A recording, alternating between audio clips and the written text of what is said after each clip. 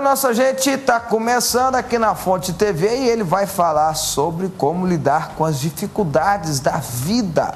Quer queiramos ou não, as adversidades, os problemas fazem parte da existência humana. Os problemas são, sejam eles grandes ou pequenos, eles podem e acontecem durante toda a vida e ninguém está livre disso não. E a superação dessas dificuldades é um dos maiores obstáculos que o ser humano enfrenta, todo mundo sabe disso. Então, nós vamos conversar hoje como é possível lidar e superar todas as dificuldades da nossa vida. Para falar sobre esse assunto, eu estou recebendo aqui a psicóloga Bruna Tomazetti e o pastor da Assembleia de Deus Ministério Betel, Wesley Adorno. São os meus convidados no programa de hoje, tá bom? Em um minuto eu já volto com eles. Bom, gente, todos passam ou passarão em algum momento da vida por dificuldades, por problemas, certamente em número e intensidade diferente de pessoa para pessoa. A diferença é que cada um enfrenta essa situação de alguma forma. Tem uns que enfrentam da forma bacana, indo para frente, e outros que são barrados. Veja na reportagem.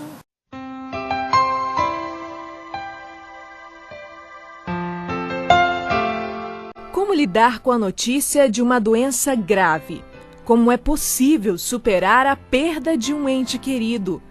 Como se explica alguém perder tudo e, mesmo assim, conseguir dar a volta por cima e se tornar próspero? Como ver seu casamento acabar, sua família se destruir por causa das drogas ou de brigas e, mesmo assim, ter forças para lutar e vencer? Nessa reportagem, você vai acompanhar histórias de superação. Depois do que mostrarmos para você aqui, tire suas conclusões do que você tem feito para superar os seus problemas. Quem vê Solange e Cristiano hoje trabalhando juntos e felizes, nem imagina por tudo que eles passaram.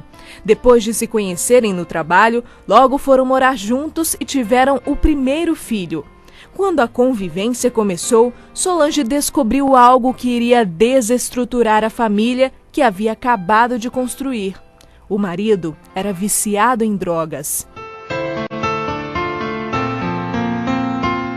Para mim foi como se estivesse abrindo o chão, eu entrando e eu falava, meu Deus, e agora, né? O que eu vou fazer? O problema de Cristiano com as drogas começou desde cedo com a bebida. Depois passou para a maconha e em seguida com o crack. Após conhecer essa droga, sua vida virou um inferno. A partir do momento que eu usei o crack, foi pouco tempo. Pouco tempo eu entrei em depressão. Eu cheguei ao fundo do poço mesmo. Fui perdendo as amizades, fui perdendo assim, um afeto com a minha família, fui perdendo tudo, perdi tudo. Meu caráter já estava, já destruído. Com um filho ainda bebê, Solange engravidou durante o resguardo. Assim, tudo se tornou ainda mais difícil. Eu pensei comigo, e agora? Eu grávida de 5 meses, apaixonada, por ele. Nós estávamos apaixonados, mas então eu estava descobrindo algo que era terrível. Nessa época, foi muito difícil, porque eu pensava comigo assim, mesmo amando ele, descobrindo um vício tão sério como esse, eu, logo que ganhar meu filho, eu vou procurar um outro caminho, E vou criar meu filho sozinho.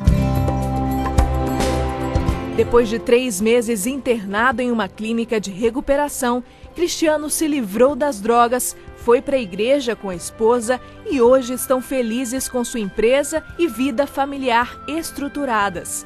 Solange e Cristiano têm a mesma resposta para explicar de onde tiraram forças para lutar e vencer. Eu via na igreja os pastores, junto com as pastoras, os filhos. Eu falava, eu quero também que o meu esposo esteja comigo aqui, meus filhos. Eu queria uma família. E eu só tenho que agradecer a Deus e a minha família. E a Igreja Fonte da Vida, Essa igreja maravilhosa. Essa psicóloga explica que para conseguir passar por uma dificuldade e dar a volta por cima, é preciso determinação, força de vontade e fé. Eu acho que a pessoa tem que querer. Não adianta eu querer por aquela pessoa. Não, ela tem que chegar no ponto da falar, não quero mais. Aí, a partir desse momento, Eu acredito muito, tenho certeza que ela sai. Nessa sala, a dor se mistura com a esperança. E é a fé que faz com que todos que estão recebendo a quimioterapia para o tratamento do câncer consigam ter um sorriso no rosto. Seu Gilson é uma dessas pessoas. Ele descobriu no ano passado que está com câncer no intestino, no pulmão e no fígado. Para ele, receber a notícia não foi nada fácil. Chorei, certo? Estou emocionado agora também.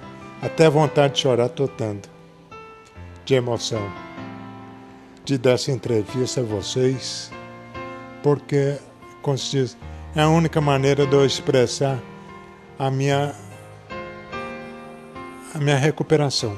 Mesmo debilitado, seu Gilson consegue contagiar a todos com a sua alegria e força de vontade. Ele crê que vai se curar, mas a confiança se confunde quando ele revela que só tem o sonho de conseguir conhecer o bisneto que está para nascer. Depois que eu ver meu bisneto, Deus pode até me levar, já que eu já estou preparado. O bispo da Igreja Fonte da Vida, Francisco Xavier, explica que as dificuldades fazem parte da nossa vida. Jesus já havia nos alertado para os problemas que iríamos enfrentar e deu uma mensagem de esperança. Todo problema tem solução, principalmente em Jesus Cristo, principalmente em Jesus. Eu creio que não há solução quando a pessoa não tem Jesus, porque fica difícil. Porque dependendo da dificuldade que a pessoa está passando, vai além das forças dela. E muitas vezes, há momentos de dificuldades que ela fica abandonada, né? Sozinha. Então, no sentido natural, é aí que ela precisa voltar o coração para Jesus. O bispo explica ainda que as dificuldades nos ajudam a crescer e a aprender. Se usarmos os problemas a nosso favor, podemos ser vencedores. Quando eu tenho Jesus, por mais que seja terrível a minha dificuldade, o meu problema, a vitória é certa. A vitória é certa. Porque para Deus nada é impossível. Bom, para tratar desse assunto, eu estou recebendo aqui a doutora Bruna Tomazetti, ela que é psicóloga, e o pastor Wesley Adorno, da Assembleia de Deus Ministério Betel. A doutora Bruna é a primeira vez, o pastor Wesley já participou outras vezes do programa. Bom, eu vou começar com o pastor Wesley, depois eu vou para a linha da doutora Bruna também. Pastor Wesley, a dificuldade fazem parte da vida.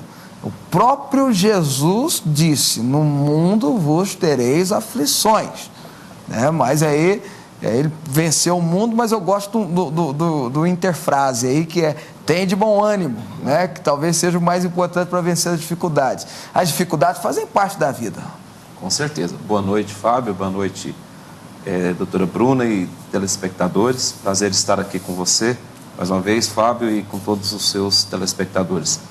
De fato, dificuldades já é o ingrediente, tem alguns que dizem que é o ingrediente básico da vida, né? Porque os desafios estão por aí. Já ao nascer nós encontramos o grande desafio de vir ao mundo. E aí começa, a partir do nascimento, grandes desafios. O problema que eu vejo, às vezes, é que as pessoas transformam esses desafios em grandes dificuldades. Ou transformam porque colocam isso dentro de si, enfrentam os desafios simplesmente como grandes barreiras e às vezes intransponíveis, ou por alguns acidentes que acontecem na vida, passa a ser esses desafios intransponíveis. Aí, desafios intransponíveis se tornam em grandes dificuldades. Como Jesus disse, tem de bom ânimo, eu acho que aí está a chave, como você mesmo acabou de falar. O bom ânimo. E esse bom ânimo aí, nós vamos discutir um pouco sobre ele aqui. Eu penso que o amor de Cristo derramado em nós, ele nos faz ter esse bom ânimo. Vivendo no amor de Cristo, vivendo na graça que é ministrada a nós, que é o favor imerecido que está à disposição da gente, vivendo isso a gente vence as dificuldades com mais facilidade. Bom, eu vou perguntar mais ou menos a mesma coisa para a doutora Bruna, pegando até esse versículo de Jesus e o que o pastor Wesley falou. Bom ânimo. Como ter bom ânimo, né? Eu acho que as questões da dificuldade, todo mundo, acho que é senso comum, todo mundo sabe que a vida é cheia de dificuldades, faz parte da vida. a diferencial entre uma e outra pessoa é a forma que encara essas dificuldades. Estou certo? Certíssimo, deputado Fábio. Obrigada pela participação, pastor Wesley, e aos telespectadores Fonte TV. Olha que bacana podermos falar sobre isso e fazer as pessoas refletirem, porque dificuldade é a capacidade de resiliência. Quando eu sofro a dor, isso me fortalece para situações que virão. A vida é feita de dificuldades, sim. E aí onde que nós percebemos um amor muito romântico diante da vida, né? Ah, tem que ser assim, tem que ser cor-de-rosa, tem que agir assim. Não, a vida ela tem problemas. Muito mais problemas do que facilidades. Não, às vezes as pessoas não têm uma dificuldade de aceitar isso, né? E aí criam, eu brinco, né? Então, pegando um pouquinho a linha espiritual, pastor, eu brinco que tem muito esquizofrênicos espirituais que criam uma realidade que não existe, aliás, uma coisa irreal, que eu não vou passar problema, que é só orar que resolve, que é isso aqui, que a gente não encontra nem na Bíblia, mas a pessoa começa a criar isso. Não é a falta da pessoa dizer... olhar no espelho e falar assim, olha, você tem problema e nós temos que enfrentar esses problemas? Exatamente. Olha só, o problema ele existe, ele é real, porque se eu faço uma cisão com a realidade, ou seja, se eu quebro a realidade, eu estou vivendo um mundo à parte. É o mundo da minha imaginação. É o mundo que eu quero acreditar. E isso adoece o ser humano. Então, quanto mais eu acredito em situações que eu crio, eu estou fugindo de uma realidade e não enfrento as dificuldades. Então, nós podemos citar várias situações de dificuldades. Por exemplo, uma que eu tenho visto muito no consultório hoje, que são as separações e divórcios. Nunca vi tanta separação e divórcio acontecer nesse período. Aí você me pergunta, qual é a dificuldade? Aí nós começamos a perceber, as pessoas têm dificuldade de se aceitar como são e a dificuldade de aceitar o outro com as dificuldades. Então, ou seja, não existe uma relação amorosa, mas existe uma relação que é conveniente para mim.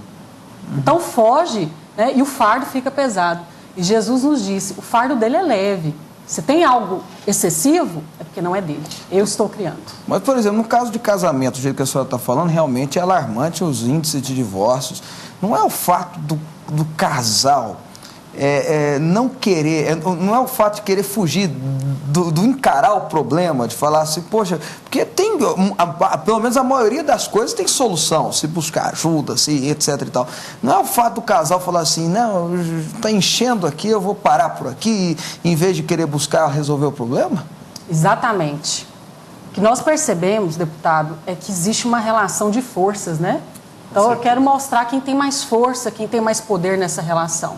Então, se eu mostro que eu tenho mais força, eu saio poderoso, saio poderosa, então eu não enfrento, né? E esse distanciamento de entender que a relação é uma terceira situação que se constrói, foge do eu e do tu, nós vamos construir o nós, isso dá força para as pessoas mediarem o conflito. Existe um conflito, é real, e quais são as soluções para isso? Por exemplo, na nossa vida profissional, nós temos problema o tempo inteiro. Nós criamos soluções porque nós precisamos resolver. A vida do casal também é assim. Agora, quando foge, é porque eu não quero entender quem eu sou mesmo.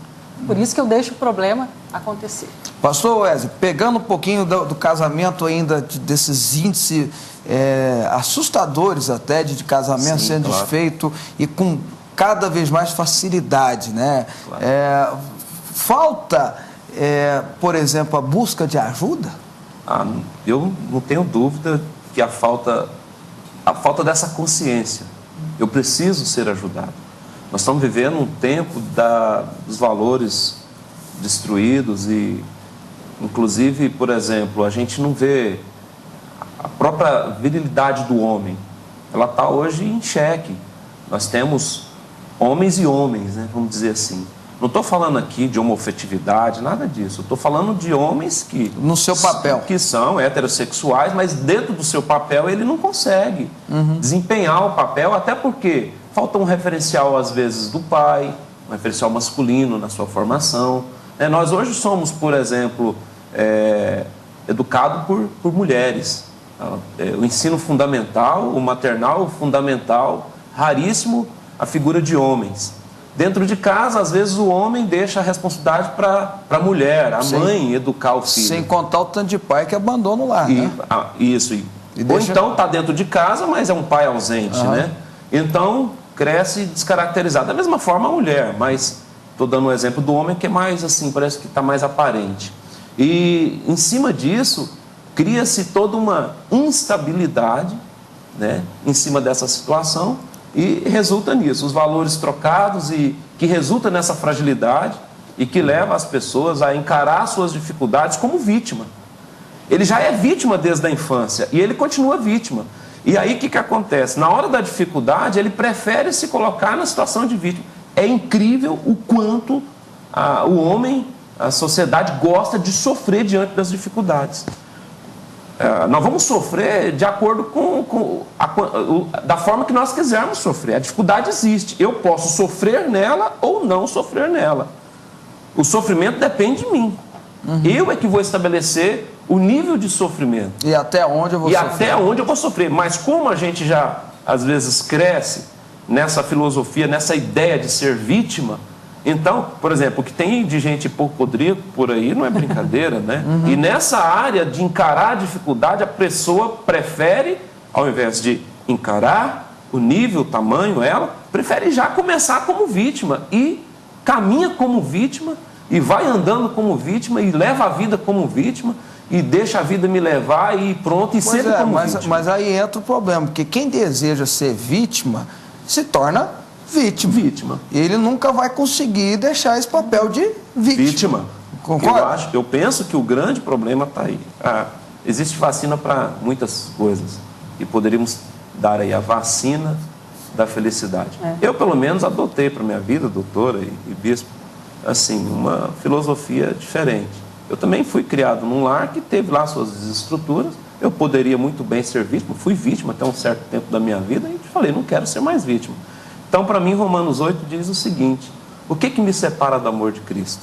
Será a dificuldade? Será a tristeza? Angústia, será a angústia? Tribulação? A morte. Por exemplo, morte. Tem gente que prefere viver o luto a vida toda. Luto. A doutora está aqui e sabe que luto é para ser vivido. Mas ele é para ser vivido num período de tempo. Não que ele seja estabelecido. Eu, por exemplo, atendi uma pessoa recentemente... Ou vivido ou encarado, né, pastor? Vivido ou encarado. Tem gente que está vivendo o luto, ela quer ser vítima daquilo, viver o luto 10 anos, 20 anos. Perdas nós temos, e são muitas na vida.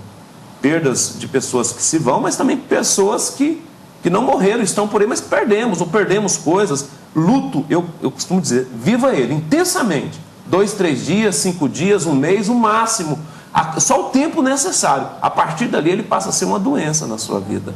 Eu recentemente atendi uma pessoa e ela tá de luta há 10 anos. Então faz 10 anos que ela não vive. Não vive mais. Ela parou, ela morreu junto com o filho dela que morreu há 10 anos. Pastor. Então é uma situação delicada, vivendo vítima e no luto. Então, só concluindo, doutora, Romanos 8 diz que nada vai nos separar do amor. Nem a morte, nem o luto. O luto se vive e de repente você sai dele e vamos em frente, porque o amor de Cristo é a vacina da felicidade. E abandonar o luto não quer dizer abandonar a saudade, né? De forma alguma. O respeito, a admiração, é viver com a saudade. Pois não, doutor? Olha só, tem muitas pessoas morreram em vida. Pessoas que morreram em vida. Demais. Ou seja, eu prefiro o processo de vitimização, ele tem ganhos secundários. Por isso que eu assumo esse processo na minha vida. Aí é que está, o ganho secundário. Exatamente. Viver com um processo dolorido, de dores, né, de dificuldades, sempre reclamar por isso, eu vou ter atenção de alguma maneira, se é da medicação, se é dos médicos, se é dos familiares. As pessoas voltam para mim. Agora, imunidade psíquica, imunidade espiritual significa tomar posse da tua identidade. Quando eu sei quem eu sou, facilita eu lidar com as dificuldades, lidar com a vida, lidar com aquilo que é preciso. Mas as pessoas necessitam de sempre ter dores para sobreviver. A gente está falando isso, mas não é algo fácil. Não é fácil. Não é algo fácil. Por exemplo, nós estamos tratando de algo, talvez o mais pesado que seja a perda de um ente querido. Sim. E concordo com a senhora plenamente, a resiliência talvez seja o fator preponderante do ser humano andar para frente. Sadio, né? É sadio e tal. Mas não é fácil. O pastor contou o caso de uma mãe que perdeu, ou um pai, não sei, perdeu um filho há 10 anos, e realmente perder um filho é uma coisa difícil. Claro. como encarar essa dificuldade, essa morte. Eu tenho uma tese, né? Minha mulher às vezes briga comigo, fala, você é forte demais, pelo amor de Deus, isso é forte demais. Mas não é que eu sou forte demais, é que eu acho, que eu concordo com o pastor, que se a gente deixar dar vazão demais a esse sentimento, a pessoa não vai voltar a viver. Então eu falo, morreu, gente. É triste, é choro, mas vamos embora, a vida continua. Você vai viver, às vezes eu falo para a pessoa, você vai viver mais 20, 30, 50 anos. Como é que vai ser essa vida sua nesses 50 anos? Como encarar isso? Porque não é fácil. Não é fácil. Não é fácil, e eu gostaria até de dividir com vocês uma situação que eu vivi profissionalmente. Eu estou atuando naquele caso Santa Maria, da Boate Kiss, né, no Rio Grande do Sul. E foram 242 jovens que morreram. Ali é uma tragédia da cidade. Uma catástrofe, né? Uma realidade doloridíssima, universal, né, que nós assistimos. E aí eu pude ver várias famílias, assistir várias famílias neste contexto. Né? Perderam ali 2, 3 filhos, 10 pessoas da mesma família, professor que perdeu 50 alunos, etc. E muitas outras coisas. Eu imagino, a senhora está vivendo, eu imagino que no caso da Santa Maria, toda a cidade, que é uma cidade grande, mas não é tão grande, toda a cidade, pelo menos, conhecia alguém que morreu. Sim. Uma pessoa que morreu conhecia. É uma ferida aberta na cidade. Na cidade, no social, povo todo. Mesmo, social. Né? É uma ferida social que marcou aquela cidade. Sim. E aí, o que nós fazíamos ali no primeiro momento que nós chegamos, né, diante da realidade? Primeiro, eu fico perto dessa pessoa. Não tenho o que dizer nessa hora. Não dá para dizer alguma coisa. Mas a minha presença fortalece emocionalmente o indivíduo. Então, primeira coisa, quando eu convivo com uma pessoa que passa por luto ou está em luto, dar apoio. Apoio significa estar próximo. Não exija muito aquilo que não dá para a realidade. E segundo, entender que o luto, ele pode sim ser elaborado num tempo curto, médio ou longo. Depende do estado emocional de cada um. Agora, quando ele cronifica, ou seja, 10 anos, 20 anos... Passa a ser o meio de vida? A dificuldade, né, ela me acompanha como sistema. Certo. Então, é trazer essa pessoa para a realidade e dizer, olha, o luto precisa ser fechado, esse ciclo. Eu estou aqui para isso. Existem outros filhos que merecem a sua atenção. E nós temos que dividir isso. Então, é trazer a pessoa... Não tem muita coisa, né, milagrosa numa situação como essa. Mas existe a capacidade... Mas num caso desse, pode ter até medicamento, doutora, ou sim, tratamento. Associado. Porque, às vezes, a gente tem preconceito. O senhor falou de homem, assim, um homem tem muito preconceito com psicologia, não, mas tem, com remédio, líder religioso às vezes tem, acha... Com terapia, acha que não, vai resolver na base da oração. Eu sou líder religioso, eu sei o que eu estou falando, vai resolver na base da oração. E não é, às vezes a pessoa está até com uma doença patológica, né? Algo físico. Ainda tem esse preconceito? Existe como. E como existe esse preconceito?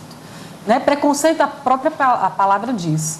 Um preconceito. Eu tenho um preconceito estabelecido. Porque o papel nosso como psicólogos e terapeutas é exatamente levar, né, ou canalizar e ajudar as pessoas a rever a situação de uma outra maneira e tentar curar. Doutora, a própria terapia, como a gente vai na academia para cuidar do físico, a alma precisa, né? Nem você sai ali, dá enormes gritos, é terapêutico isso. Você precisa agora... O fato de chorar. O chorar. A homem não chora. Isso é um mito, né? Para aí. Como que é isso? Aí vai criando monstros. Né? Então, assim, a terapia é uma ferramenta que ajuda muito a enfrentar as dificuldades. O Fábio estava falando agora mesmo da pessoa procurar ajuda. Procure também métodos terapêuticos, porque a gente precisa de paz. Eu penso assim, que a paz é que vai trazer o equilíbrio. Você está no meio de uma guerra terrível, mas se você tem paz para enfrentar aquela guerra, você naturalmente vai ter equilíbrio e vai ter a estratégia certa para vencer aquela guerra. Então, a terapia ajuda nisso, né, doutor? Exatamente. Procurar o profissional certo, isso, a pessoa certa e fazer a terapia. Pastor, muito interessante isso que o senhor está trazendo, porque as pessoas me perguntam, nossa, você começa a atender 7 horas da manhã, você fica ouvindo problemas? Eu falo, não, eu crio soluções, eu não ouço problemas. Porque eu entendo que meu trabalho, que não deixa de ser uma missão também, né? Com desenvolver pessoas, com certeza, é exatamente isso. Diante do que a pessoa me traz de conflito, que soluções que nós vamos criar? E diante disso, a pessoa consegue resolver, se restabelecer e equilibrar-se para a vida com as dificuldades. Bom, vamos falar de um problema que o brasileiro sabe bem, convive bem, que é problema financeiro. Né? Vamos pegar os homens de novo, nós estamos aqui, estamos sacrificando os homens, mas não é não. Eu tenho comigo, e a gente, por experiência, por ver a vida das pessoas, que quando tem um problema financeiro, você vê o homem desesperado.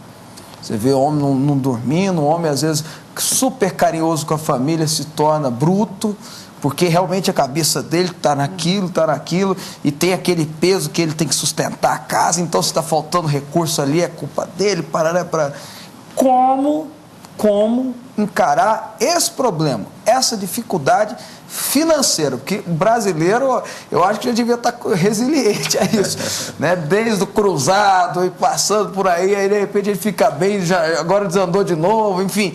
Como encarar os problemas financeiros que parece que faz parte da natureza brasileira, da natureza humana? Vou começar com a doutora, depois o pastor. Okay. Eu vejo 2 pontos nessa situação. Um dos maiores índices de separações hoje entre os casais é a questão financeira. As pessoas, quando existe uma realidade à parte, o que quer dizer isso? No contexto da família. Homens que começam a se endividar, ou a própria mulher, e não comunicam, não existe uma relação fraternal. Não combinaram. Né? Não combinaram, então assim, e foge. Né? Eu tenho visto isso acontecer. A realidade que não é dividida. Então, aquilo que não se divide, não tem como criar soluções também. Então, o problema surge, as separações vêm por uma dificuldade minha de não querer enfrentar o problema. Então, isso tem um vínculo muito maior, que é o vínculo emocional da pessoa que passa por isso. E segundo, o maior medo do ser humano, existem 6 medos, né, catalogados, é o medo da pobreza. As pessoas têm medo. O que significa ser pobre? Não ter acesso financeiro, que é um meio de sobreviver. As pessoas têm medo disso. E como reagir a essa situação? Primeiro, entender que existe um problema. O homem, essa questão para o homem é muito forte. O homem, quando ele assume que ele tem essa dificuldade, rapidamente ele consegue uma resposta. Mas muitas vezes, para o homem assumir isso, vai tempo ou já até perdeu o casamento. Ele não consegue enfrentar. Existe essa realidade, sim, é muito dolorida e é uma dificuldade, às vezes, impossível à visão humana. Aí entra um contexto espiritual, que eu acredito muito. Quando nós podemos sentar e dividir isso com uma pessoa da igreja, uma pessoa da nossa comunidade, aquilo que eu desintoxico, que eu coloco para fora, eu crio imunidade psíquica. Então, aquilo me fortalece, né, para que eu consiga buscar outras soluções. Pastor. Sim, você falou que o Brasil é comum a gente viver. Infelizmente. Até porque o Brasil tem essa cultura, mas... E também as pessoas, os brasileiros, ele não tem muito medo de correr risco. Né?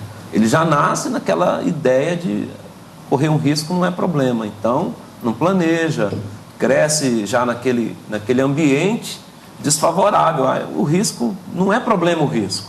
Eu dou um jeitinho, o famoso jeitinho brasileiro, e conduzo a vida. E risco tem que ter limite. O risco ele é importante para a vida, ele starta uma série de avanços e tal, mas é necessário em determinadas empreitadas da vida, mas você não pode viver a vida inteira no risco. E o que se acontece, que ocorre com muita frequência, principalmente na área financeira, são os riscos. Então, não tem problema de correr risco. Falta encarar a realidade. Então. Falta encarar. Por exemplo, uma pessoa, tem muita gente com problema financeiro, aí você vai conversar com ele, vai tentar aconselhar ele, ajudar ele, você descobre que ele ganha R$3.000 por mês e gasta R$3.500. Aí não tem oração que resolva. Eu estou avisando você em casa, não tem dízimo, oferta que resolva, não tem oração que resolva, não tem nada. Se você ganha tanto e gasta mais que você ganha, você vai ter problema financeiro. Pronto, acabou. Estou errado? Não, está correto. Inclusive, a questão da autoestima. Né? A pessoa tem medo da pobreza, como a doutora está dizendo, e se ela tem alguma coisa, a autoestima melhora. Quer dizer, é algo artificial, mas ela projeta em cima disso. E o contrário detona com a autoestima. A autoafirmação, o ser aceito, né? A aceitação do meio em que vive, da comunidade, da família, da namorada que vai ter, dos amigos que se tem. E aí o risco vai deliberadamente e começa assim todo um processo. na vida já adulta, casado, constituído filho, ele traz isso lá de trás e leva. Geralmente a pessoa que é comedida na vida adulta, ela teve escola lá atrás, geralmente ela já se educa, ela já começa isso lá atrás. E aí ela leva para a vida adulta, já madura. E o contrário da mesma forma, ele não tem essa educação, ele leva. E às vezes demora. Tinha um amigo meu que falava assim, o homem, mais uma vez o homem, viu, Fábio? Só fica bom depois dos 40. Então a gente está chegando lá, né, Fábio? Porque o homem... porque às vezes nessa idade da maturidade, o que vai acontecer? Até o nosso câmara aqui está rindo da situação, né?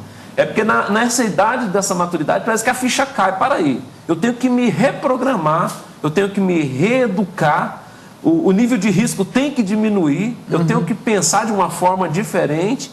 E aí, às vezes... Não posso errar tanto mais. Ô Fábio, tem gente que só construiu fortuna depois dos 40, até depois dos 60. Nós temos uma figura global, vamos dizer assim, que construiu o seu império depois dos 60 anos. Roberto Marinho. Então, assim, isso é muito comum de acontecer, porque a pessoa, às vezes, para aí, os riscos não valem mais a pena.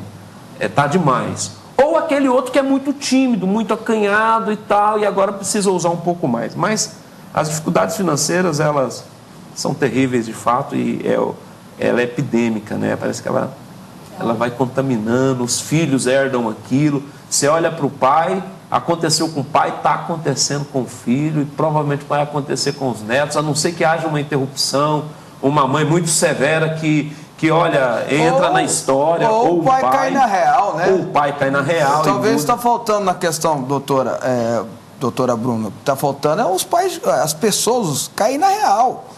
Cair na real. Eu conversei com uma pessoa que veio pedir minha ajuda, falou assim, olha, eu estou passando uma dificuldade financeira, me ajuda aqui. Eu falei, então tá, ele até ganha bem, o salário é bom.